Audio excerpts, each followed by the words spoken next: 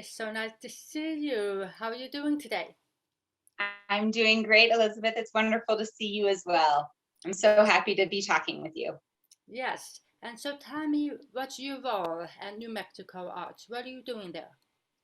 Yeah, absolutely. I am a grant coordinator focusing on folk and traditional arts, and I am also the accessibility coordinator for New Mexico Arts. So I am working both on our internal accessibility as an agency and helping provide resources and the information and the support to all of the 200 arts organizations that we work with all across the state of New Mexico.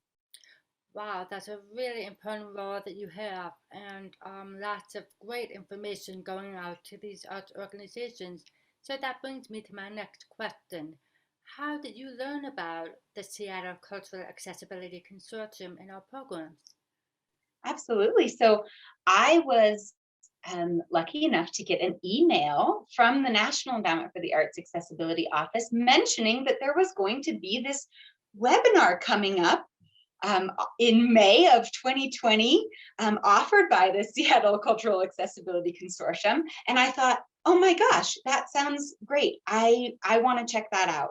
And immediately after attending that, I got on your email list and started following you all on social media as well, and have just been staying tuned in and attending the programs that you offer, because they've just been really fantastic so far.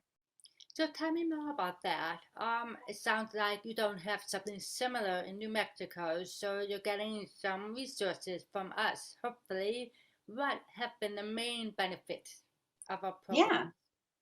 Yeah, yeah. I find that I'm always trying to continue learning and listening in order to improve accessibility in my agency, but also just to improve and expand my understanding of accessibility, and working with people with disabilities, and especially in the arts and culture, which I think is just so important. And what I've so appreciated about the programming that you've offered is that it's so important for me to be able to listen to these conversations, both that have some of this practical and logistical information that can really, help me immediately in my work, but also, um, to kind of continue to reinforce the importance of the work and really be thinking about how it can be ingrained, how this mindset of thinking about accessibility